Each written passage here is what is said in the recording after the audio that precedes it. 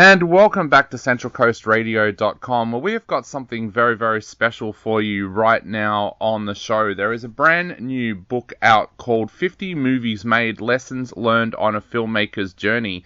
The book has been put together by director Jared Cohn, and it's talking about the fact that he's made 50 movies in his career, in which time he's worked with the likes of Bruce Willis, William Shatner, DMX, Mike Tyson. The list goes on. So we thought we would actually get Jared on the phone today to talk a little bit about not only his career, but this amazing book that he has made as well. Welcome to the program, Jared. Yeah, thank you so much for having me and the great intro. Yeah, absolutely. The book is sort of, culmination of, 20 plus years of making independent films and, a lot of just crazy stuff and lessons and takeaways and sort of all tied in with my story, which is, it's pretty crazy. A lot of wild stuff has happened, as you can imagine. So why did you feel that this was the right time to write a book, Jared?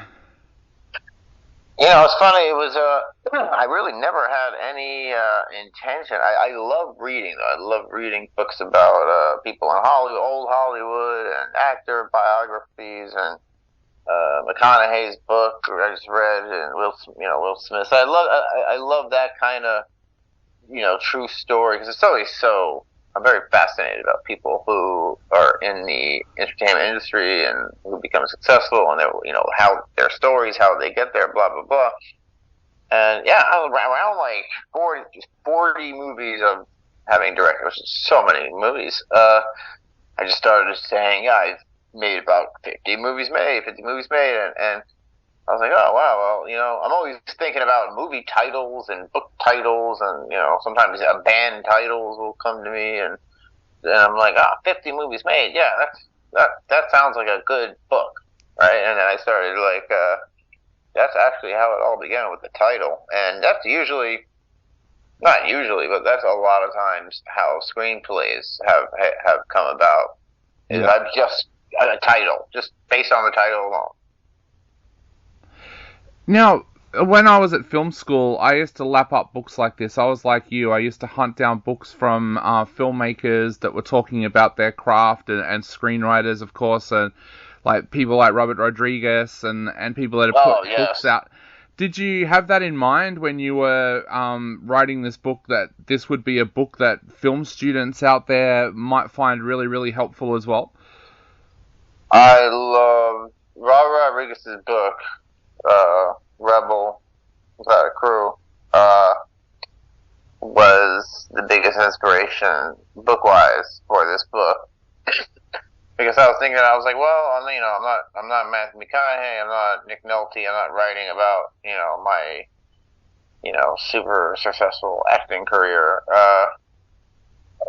but, rather a more of a gritty, story of independent filmmaking. And that book, to me, I read that book numerous times, and if there's any people that like that book, I think they'll like this book, like, because it's very much about the true indie grind, not the indie where you have $20 million and it's put out by A24 and you call it an indie. It's not really an indie. Like, there's levels, you know what I mean? So This is my story. Really began with the no budget to the.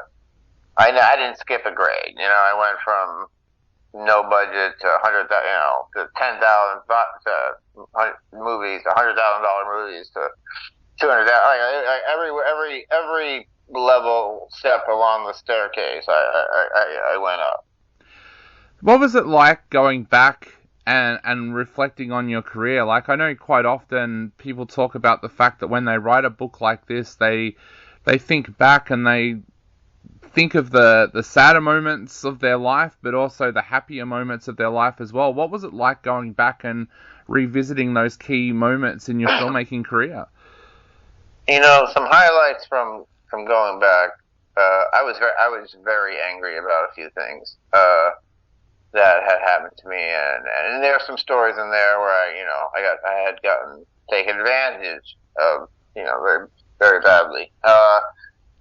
And when I originally wrote it down,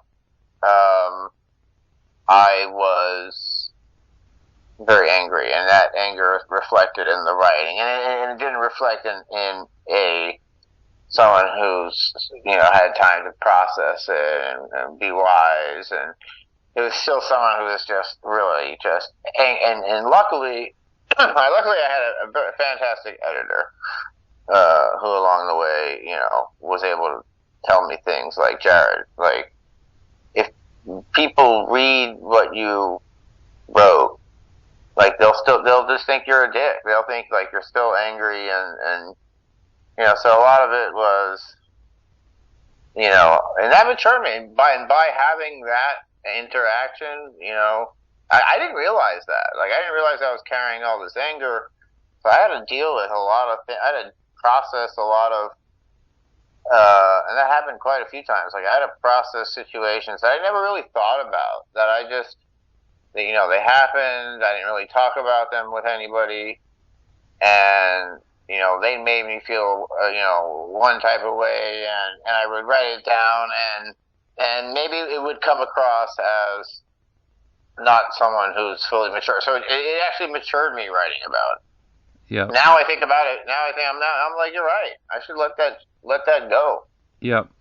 Jared, how do you overcome stuff like that? Like, you've had setbacks in your career, including around the Lynyrd Skynyrd film where you ended up in a huge legal battle. How do you overcome things like that and get back to that love of the craft of making films? That's a great question.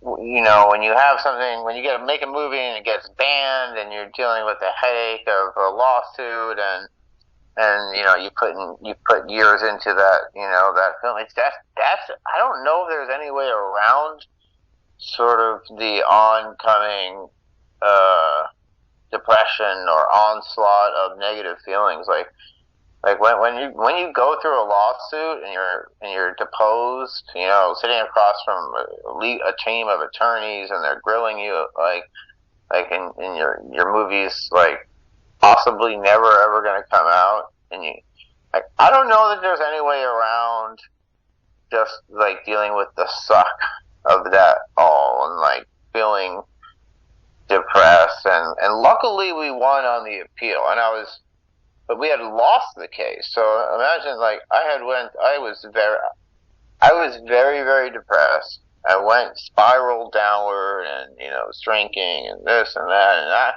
and I'm looking back at it, like, now it's like, man, I don't know in that moment, because there was so much uncertainty. I didn't know that we would appeal and win the appeal, and everything would all be good eventually. But going through it, I feel like it's a type of thing where someone would come from the future and be like, everything's going to be okay, just worry, and you're just not going to believe it. You're just going to be like, you just kind of had to. So I just kind of had to go through that. And if anything like that ever happens again, which I don't think anything will ever, like, that's very rare that happens to anybody once in their filmmaking career. Yeah. So that's a rarity. It's not like, well, for all you people out there that might be sued by the estates of the films that you're making, like, that doesn't apply to a lot of people. Yeah. And certainly, but it did suck. I will say that. Yep. And it made for in the book, and a lot of stuff happened to me due to making that movie. But I'm glad I made the movie, and now the movie's out and it's doing well, and Moving to a positive, we mentioned before some of the people that you've worked with over the years: Bruce Willis, William Shatner, DMX. Have you had a favorite actor or actress that you've worked with during your career that you just love working with? It's interesting you mentioned DMX, because we had just such a great time when he was on the set, and it wasn't as long as I'd like, but I mean, him and I had very similar taste, and we were talking about films that we like, and we just liked a lot of the same films. We loved the Joker. We were talking about the Joker for an hour about that film, and it was just really cool. It's really sad that DMX died, because that dude was just so talented. I worked with a lot of really talented people. Rampage Jackson, the MMA fighter. I cast him, and what a talented guy! Like, he just has a lot of fun, and his personality is so funny that when he applies that to his acting, it's just great. Like, and he plays such a bad guy. The fact that he's funny and he's really intimidating looking and scary, like it makes for a really good bad guy. Yep. Now, Jared, the big question that a lot of people out there are going to be asking is, where can they grab a copy of 50 Movies Made, Lessons Learned on a Filmmaker's Journey? Oh, yeah, please, definitely, absolutely. Amazon. I would say, look, Amazon, type in 50 Movies Made, Jared Cohn. There is you can go to jaredcohn.com, which will just basically link you to the Amazon page. So ultimately, you're going to wind up on the Amazon page. So just an Amazon search. My name, 50 Movies Made, and it comes up there.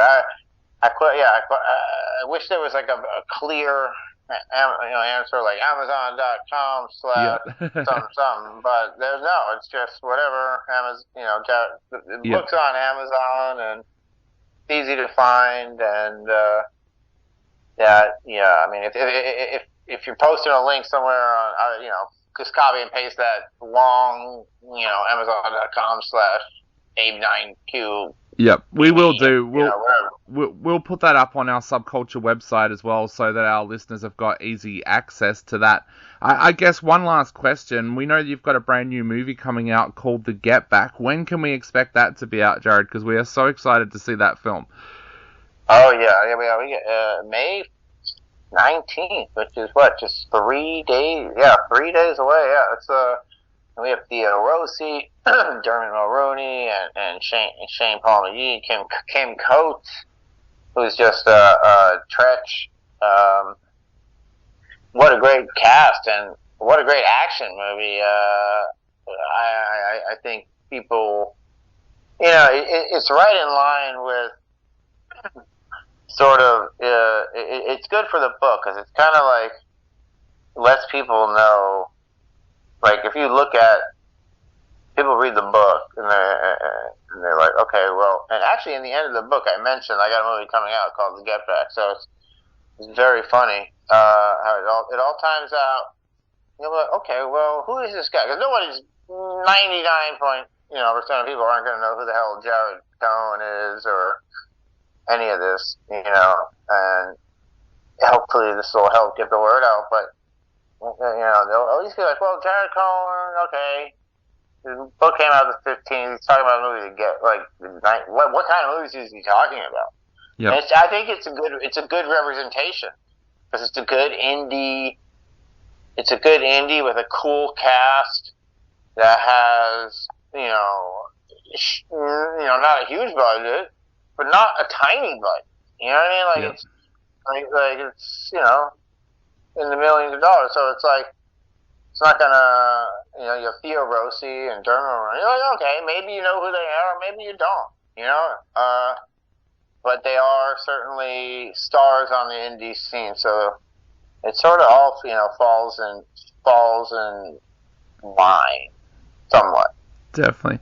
Well, Jared, we hope a lot of our listeners out there do head out and grab the book, because it is an amazing book. And I just want to thank you again so much for coming on the show today. It's been a pleasure having you on the show, and we can't wait to see The Get Back as well. So thank you so much. Oh, thank you so much for having me on. Thank you, listeners, for listening.